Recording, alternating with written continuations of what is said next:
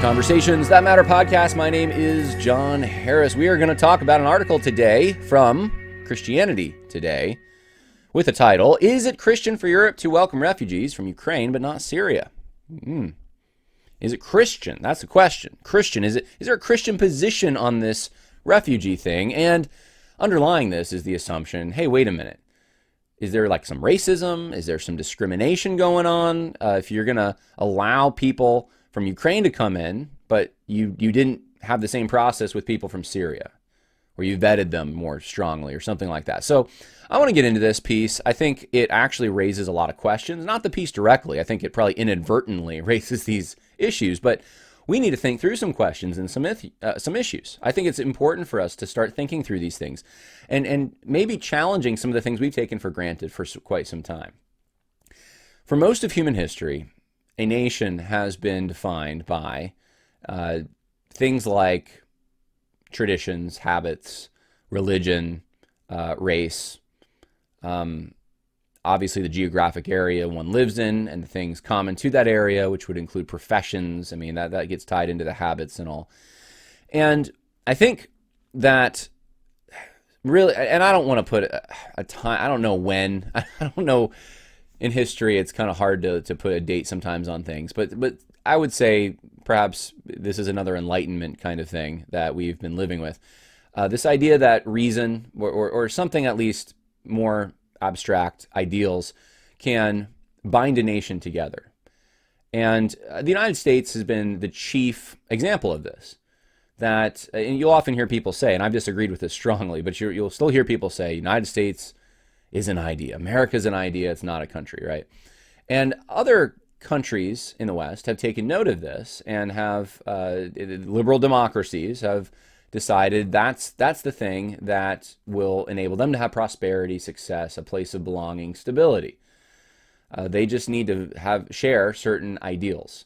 And really, they all boil down to, when you really come down to it, it's equality of some kind. It's some kind of an egalitarian equality that is shared in some ways, and that is going to enable prosperity and peace and all this. So I have my own thoughts on this, and they could probably be more formed than they are right now, but they're formed enough, I think, to do a podcast on this. And they get tested. They get challenged, I think, and questioned because of scenarios like the one that I'm about to read for you. And so I think it's good for us to think through this because the question in this article is, what's the Christian position? And that is a very difficult question to ask and answer. And I'm not even sure, this is kind of what I'm leaning towards. I don't even know if this is a question that necessarily should be asked. Now, questions of what should Christians do in a particular context? Yes. But each country is going to be different. Each context is different. Their economies are different. Their traditions are different. These are the things, of course, that I said before end up being the things that actually usually define a people group and lead to stability and so forth. And because of that, it's kind of, think about it this way. This would probably be an easier way. So break it down to a family, right? And you're thinking of adopting, or there's someone who needs help, right? There's a number of children that need help, an orphanage that's going, hypothetically here, there's a bunch of people at an orphanage and you want to help out and take some of them. And some of them don't speak your language, let's say. Language is a part of this too, right? That's one of the things that builds trust, binds people together. And so some of them don't speak your language, some of them do. Now, which is going to be an easier transition for your family? And only you would know all the constraints your family has, all the things your family does, and the abilities that it has to provide, that you have to provide, the time you have to devote to things like learning another language or helping someone learn your language. These are all considerations you're going to go through with a question like that. Do we have someone come in to our house, make them part of our family, but they don't speak our language? Well, you could do that, right? And many people have, but there's a challenge involved in that. And your family might not be up for that challenge, and that's for you to decide, okay? So if it's let's say instead you opt to take a child who does speak your language, and it's much easier of a transition. It's not as much work. and you're able to provide and you share something in common that's pretty fundamental. All right, well, think about that on a mass scale. And I'm not saying that's the only factor. I'm just using that as an obvious factor. Think about that on a mass scale with all the complexities in a country. And you're in charge of the government, or you have some role in deciding these things. What do you do when you have a situation like the war in Ukraine? If you're a neighboring country and you have Ukrainians coming in, there may be some shared features or some shared values, habits, traditions, religion. I don't know. I don't know all the countries but I'm assuming, look, if you're Canada and the United States, right, are going to be a little more similar than, say, the United States and China, okay? And it doesn't always quite work out that way, but generally, a country that's closer in proximity, you're going to share more things in common with that country. Versus Syria. Syria, it's another, we're talking about, broadly speaking, another religion, and bringing Syrians in large numbers. You have to start asking the question, is that going to jeopardize the stability of this country if it's a secular or a Christian/secular country? Different languages, different habits. Normally, when immigrants come in, they're going to form their own communities that are separate. They don't, unless there's a lot of intention behind it, you're not going to have the integration. And so, this is, and people come in and often don't want to leave too. So, I mean, there's all kinds of, I'm just scratching the surface barely on the considerations that someone would be thinking through on a question like this. And so is it Christian, is it Christian for Europe to welcome refugees from Ukraine but not Syria?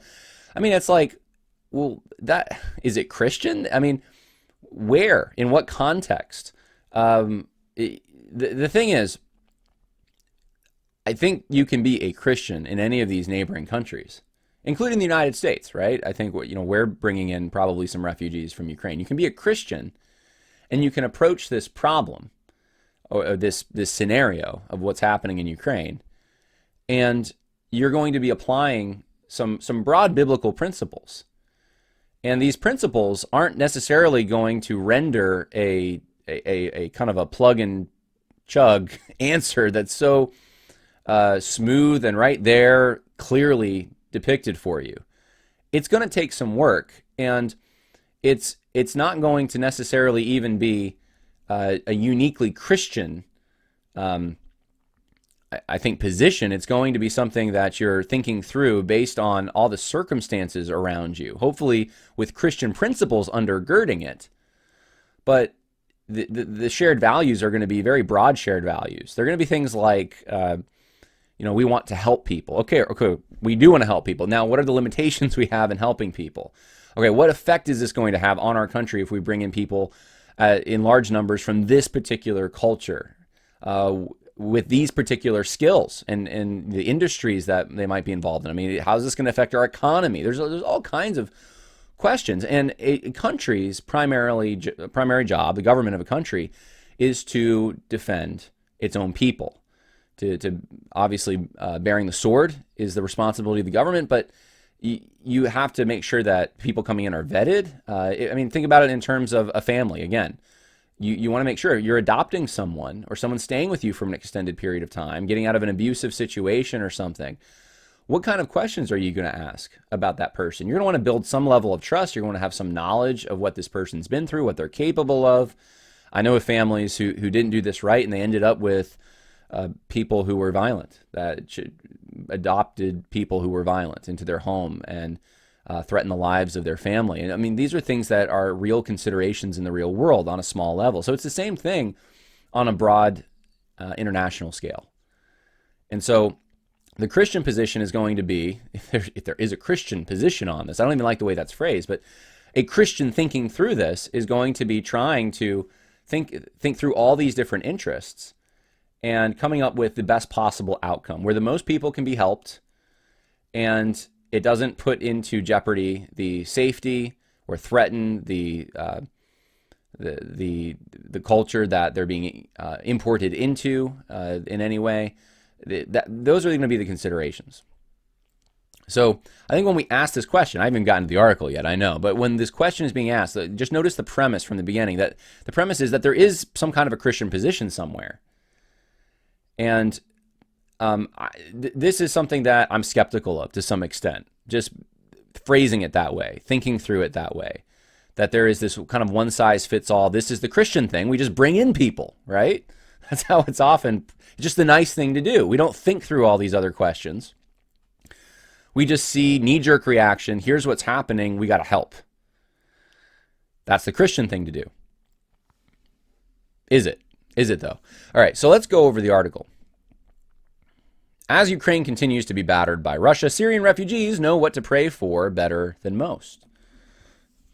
This is what happened to us, said refugee students at the Together for the Family Center in Lebanon. We don't want it to happen to others. Born in Homs, Syria, to a Baptist minister, Isdir Hair Kassis married a Lebanese man and then founded the center in 2006. She shifted her ministry to care for her people when the Syrian civil war started in 2011. About 50 traumatized teenagers find counseling every year, and 300 have graduated from the center's vocational programs.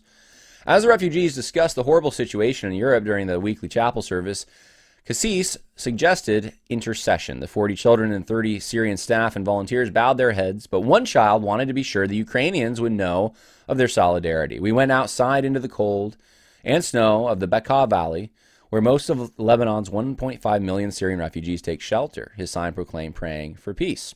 Since the invasion, about 4 million of Ukraine's population of 43 million have become refugees.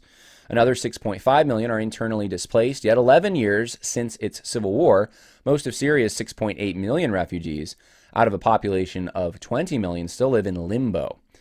And by the way, I remember in 2017 I went to Turkey with the purpose, my wife and I, of staying with some missionaries who worked with refugees. They were from Iran, I believe, and Syria. And I saw some of the places in which they were staying, even places where they were just camping out. And it's a problem. It contributed to the homelessness and everything in Turkey. I haven't really been updated on it much since that time, but it was sobering. And this is the thing: when man sins, and we live in a sin-cursed world, we're going to have situations like this. Unfortunately, they'll never go away, and it's one of the most sad things ever. So, for me, starting off, I have in my mind a desire to help with these kinds of things. I want to see the best possible outcome for people from Syria, and from Ukraine, and from any country that's experiencing this kind of thing. But I also know that, like a sinking ship, if you put too many people that aren't working in one area and feed them, that money's not coming from out of nowhere. And that's one of the problems with the refugee situation is they're living in limbo, and someone's footing the bill for this. 11 years since its civil war, most of Syria's 6.8 million refugees, out of a population of 20 million, still live in limbo. Europe largely shut its doors, certainly in comparison to its warm welcome of those fleeing Russian aggression. Now, the fact is that actually Europe opened its doors pretty wide. Germany especially was experiencing huge problems from taking in way too many refugees too quickly, and they had a bad crime issue, and they still do, to my understanding, in certain areas that are just not, they don't even seem like Germany anymore. And so to stop that kind of thing would make a lot of sense. That there is a number. I don't know what the number is. That's part of the problem. But there is a number at which, if you import a group of people, it can become straining, and you can have problems, and it actually creates a worse problem than it would have perhaps if you hadn't done much. I don't know what that number always is. That's the thing. Of course there's sort of a spectrum here of how bad it could be, and there's a trade-off going on. But that's how you have to think about this, cost-benefit analysis. There's always going to be a trade-off.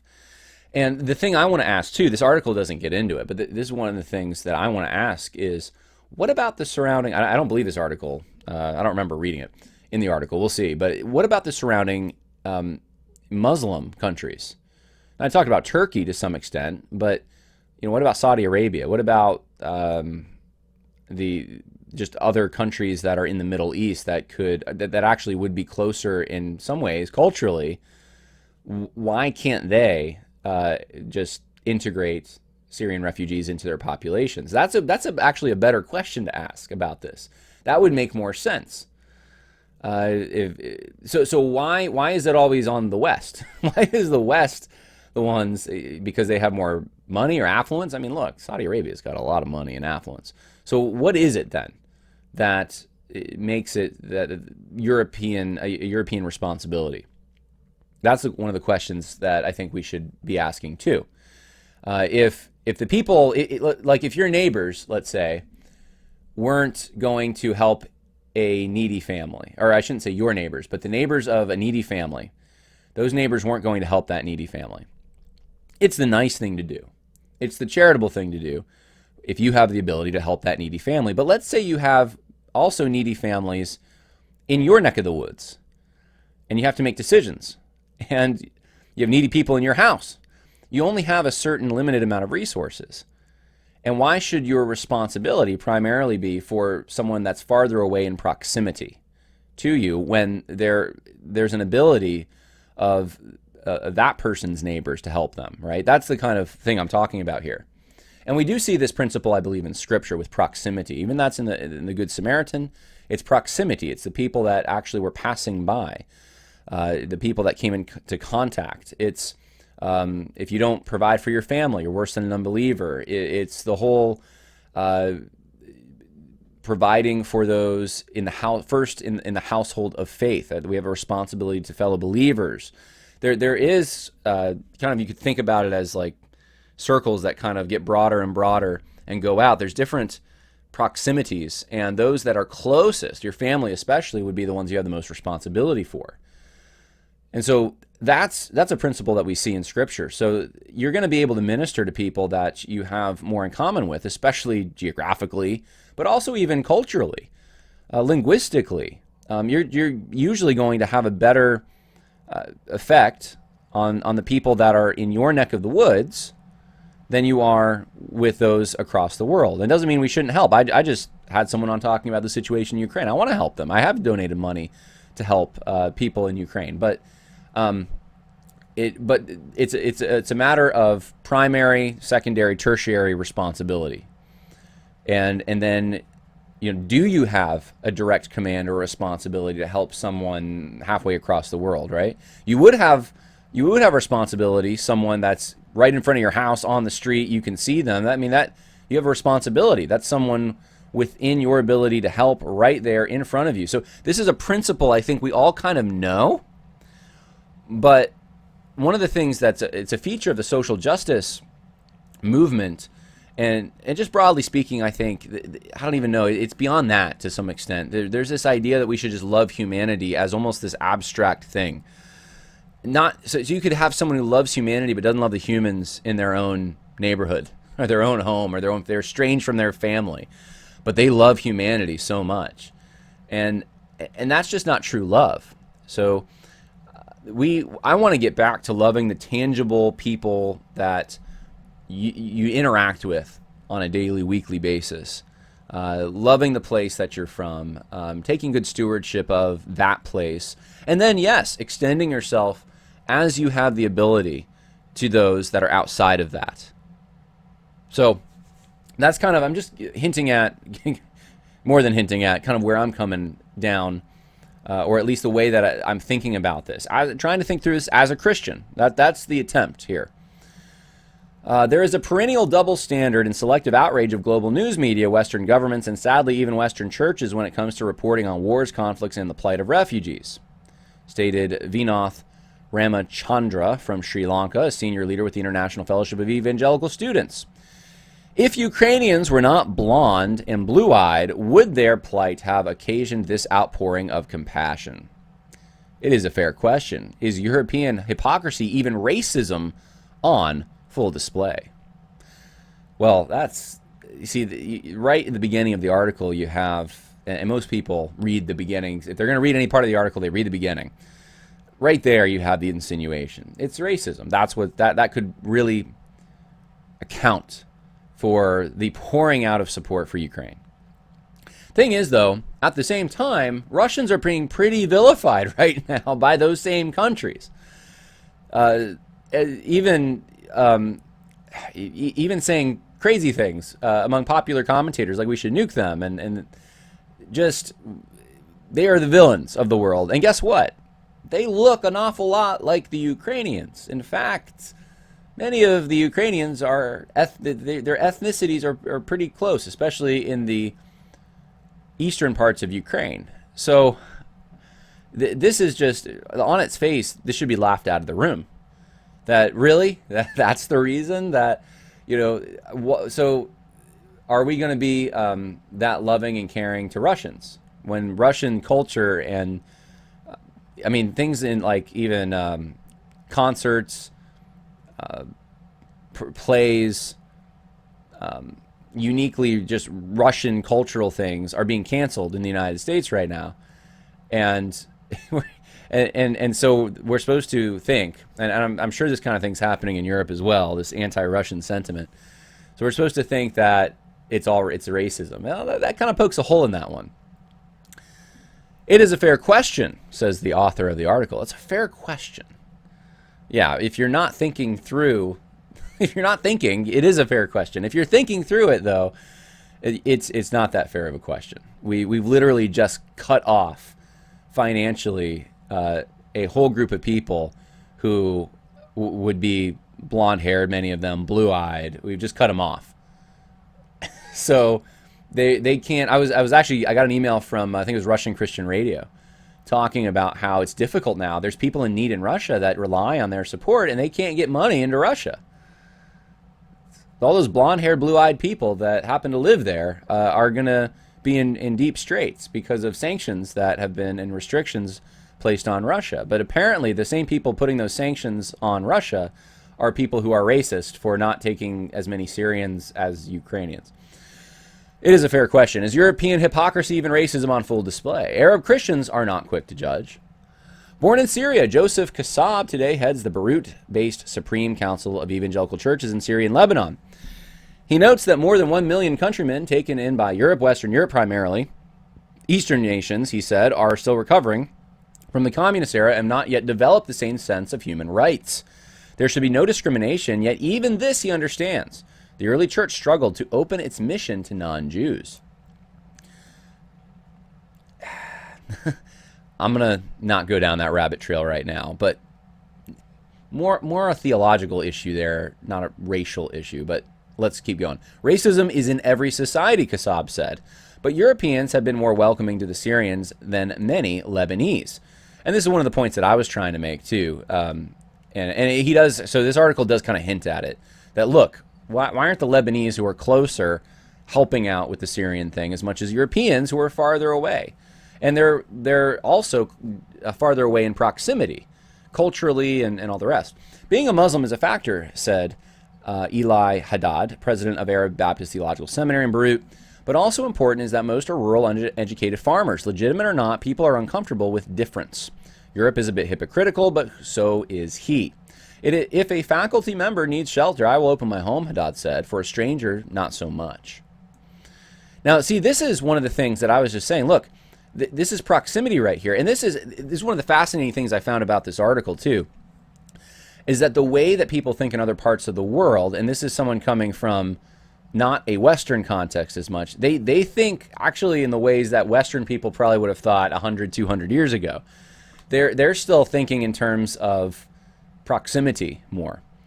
And yeah, I mean, like someone that, so this is someone, a faculty member, someone that's vetted, someone I share much in common with, someone I feel a responsibility toward, right? I will open my home. For a stranger, not so much, not as likely. Not saying he won't, but there's trust hasn't been built. It's pretty much that simple, I think. One who did open his home is a Frenchman of Lebanese descent in Nice. A nurse at a local hospital in 2018, Francois, I guess, Nader, was the only available Arabic speaker to assist a refugee family whose working-age son needed emergency kidney dialysis. He walked them through the necessary paperwork in 3 months. All right, let's keep going here. I'm going to skip ahead. France today is permitting Ukrainians up to 3 years of residence and employment. European Union directive. And Nader, now in Bordeaux and married to a Russian with Ukrainian relatives, applauds. Okay, so a simple phone call from authorities validated the legality of 4 refugees he now has in his home, a non-denominational Christian. He believes the gospel calls people to treat everyone the same, but not nations. This is another interesting development in this, or highlight in this article. Okay, he says, look, for me as an individual Christian, yeah, I need to treat everyone the same, but that's not the same way nations should act. He says, Muslims' values are totally opposite to ours, Nader said. It needs generations to have their mind adapt to the European way. Now, this is an interesting thought. The fear of terrorism is an issue, but so is adaptation. Muslims concentrate in the banlieues, if I'm pronouncing it right, ghettos that reinforce a separatism damaging to French society, he said. Meanwhile, Ukrainian tourists visit the Louvre, where their children behave, he said. On the tramway, they sit quietly reading books. It is a stereotype, and is it a little bit cruel, Nader said. I'm sorry to say this, but it is also human. Now so he's dealing with practical realities here, right? Rather than being like the Bible always says we should love, therefore import everyone, whether we can afford it, whether it's going to jive well, whether he's saying there's some practical concerns here we have to consider. And that's going to affect the decision you come down to. If you love your people too, you're bringing them, you're factoring them into this. Now here's the question the author asks, but is it biblical? God has created both similarity and difference, said Leonardo di Chirico, a chair of the Theological Commission of the Italian Evangelical Alliance. According to Galatians 6:10, he said it is proper to give preference. And that's Galatians 6:10 is giving preference to those in the household of faith first. The principle of proximity calls us to give special attention to those who are near us, he said, in the faith, in the family, in the nation, and in our surrounding context. That's what I've been talking about. And I find it interesting. So this is Italian, okay?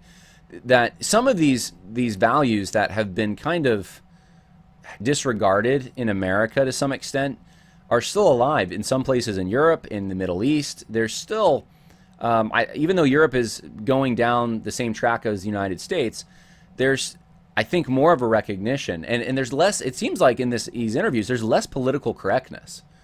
People aren't afraid as much to be like, well, you know what? Hey, people from Syria are different. This is how they behave.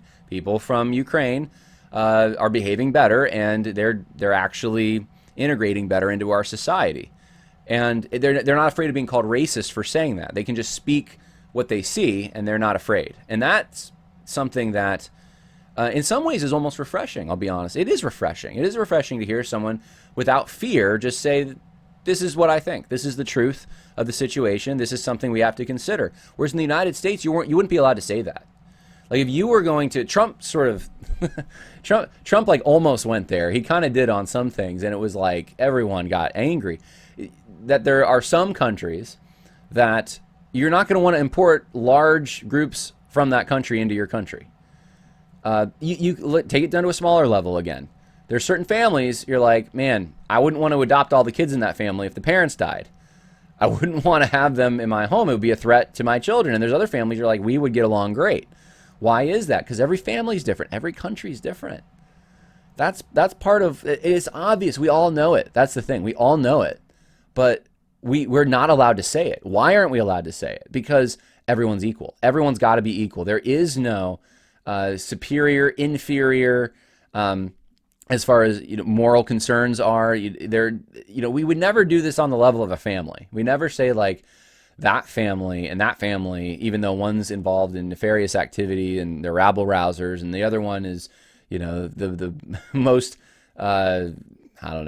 controversial or the most damaging thing they ever did was play the wrong note on the piano or something. We wouldn't compare those two families and just be like, well, they're just equal. They'll have it'll be the same. Every child is worthwhile, and the Bible's Imago Dei or something. We wouldn't do that. But on a national level, we do that. And the fact is, there's different cultures in different countries. There's different values. There's different religions. There's a whole complex matrix of things that contributes to how a people group is, broadly speaking, going to behave. and what they're going to be like and the things they're going to expect and all of that.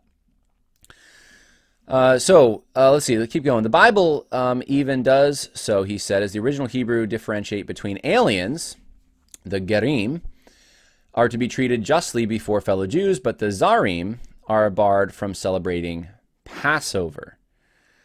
So, and this is interesting to me. And so he said the modern distinction is between refugee and migrant. Now, slight correction here in my mind. If you go to like Leviticus 19, I think it's like Leviticus 25. It's just a few chapters later. The Gerim are to be treated justly, like the fellow Jews. Yeah, but you'll even find in Leviticus 25, in just a few chapters, there are different rules, and some different rules that apply to them. For instance, they can be enslaved perpetually, whereas Jews could not. So there's things like that show, yeah, there was even a difference there. They weren't fully integrated into Jewish society in every single way. But they were, the law was to apply to them. And the Zarim, which would be I believe the Zarim would be more the immigrant, the one who stays there. So the Garim being the sojourner, the one who's traveling, the Zarim being the one who has immigrated, is living there, the foreigner, okay? The Zarim are barred from celebrating Passover. So there's a recognition that they're not actually, I mean, like, think of today, if something like this happened, it'd be like they're second-class citizens. That's what the thought would be. But the foreigners could not participate in certain things. Now, there was probably a process by which you could become a proselyte that developed, but that's, at least in Exodus 12, it's pretty clear-cut. Now, slaves could even participate. That's the thing. If you had a foreign slave, they would participate in the Passover. So there's actually this blessing when you could be part of that covenant in a way by becoming part of the family through that process, but the labor relationship there. But anyway, the broader point, I totally agree. Okay, there's a distinction between the refugee and the migrant. Now, oftentimes, though, the sojourners, the refugees that are coming in Western countries, though, we do need to remember, oftentimes they're not going to want to leave, and oftentimes, here's the thing, we are living in a different culture, a different context than the Middle East at that time, at ancient Israel. And there are all kinds of benefits. I mean, you could, if you're a foreigner or a sojourner coming in, you're traveling, yeah, you could glean from the edges of the fields that haven't been harvested. There's no welfare program for you. There's no camp set up for you.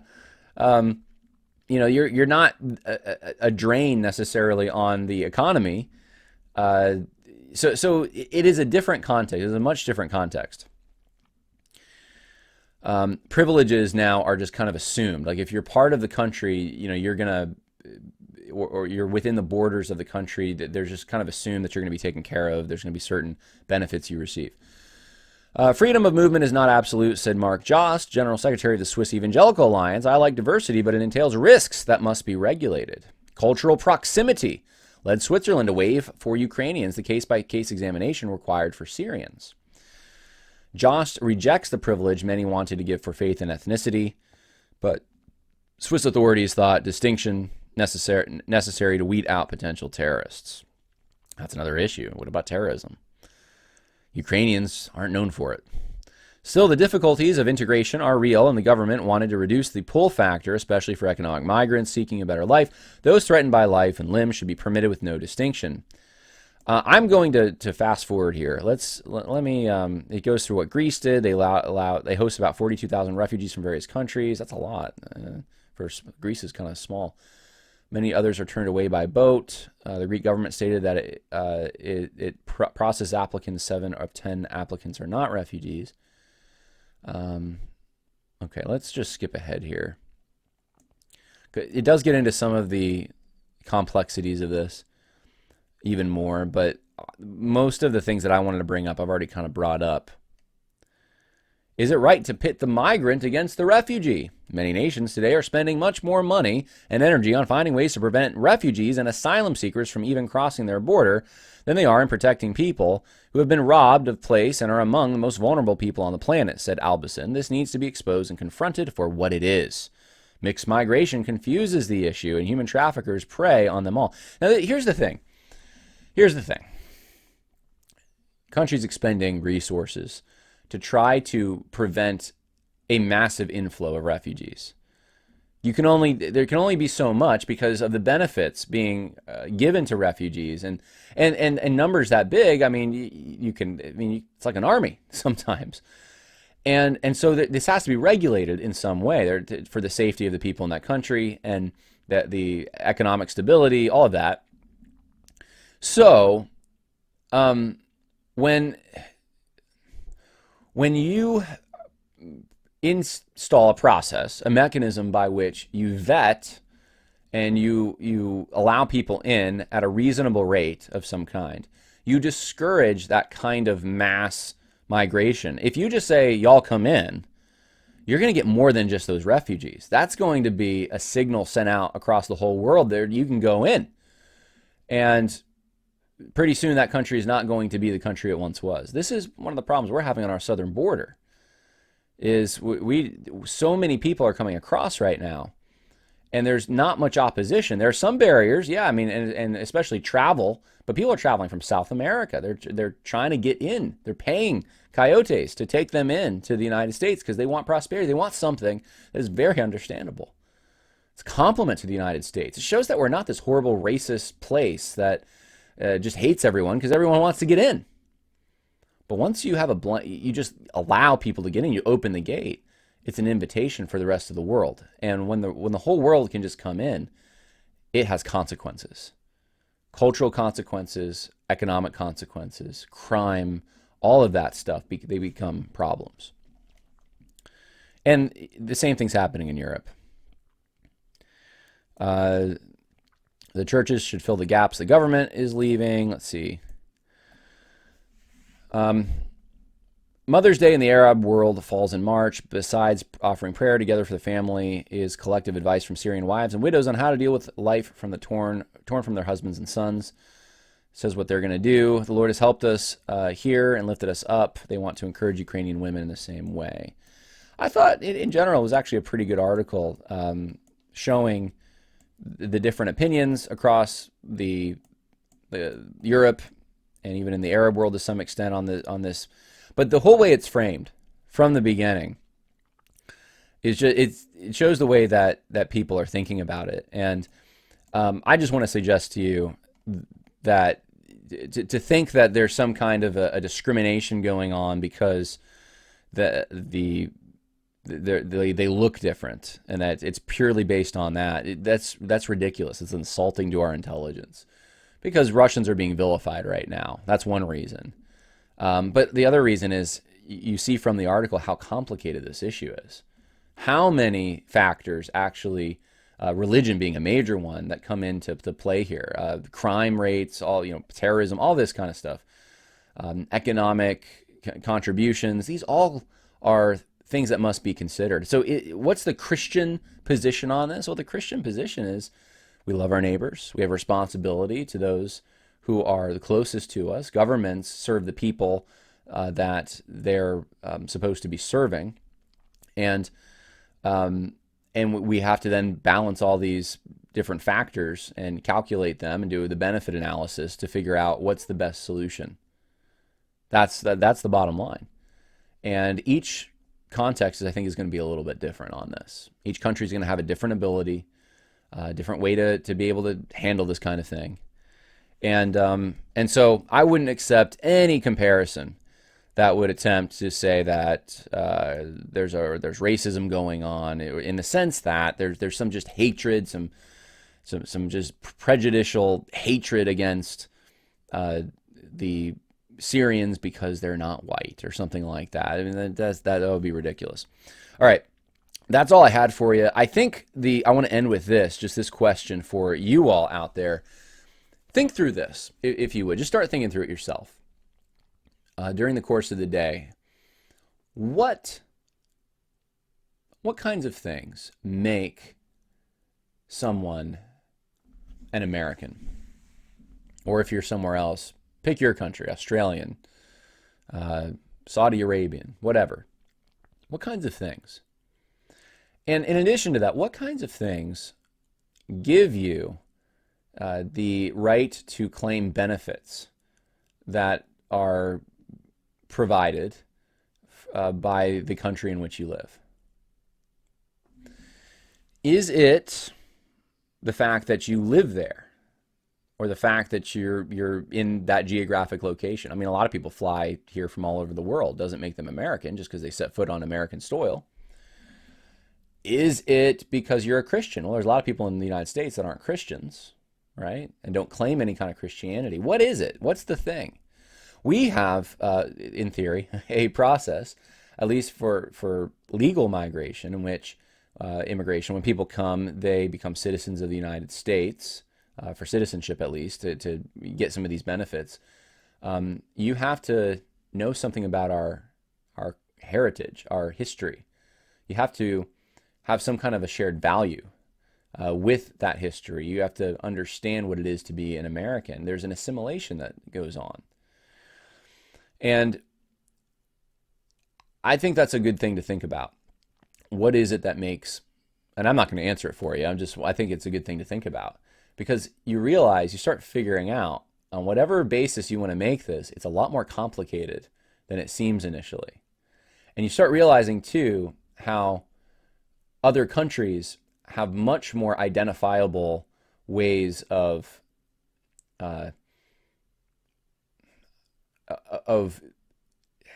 having an identity, of seeing themselves as a member of the group.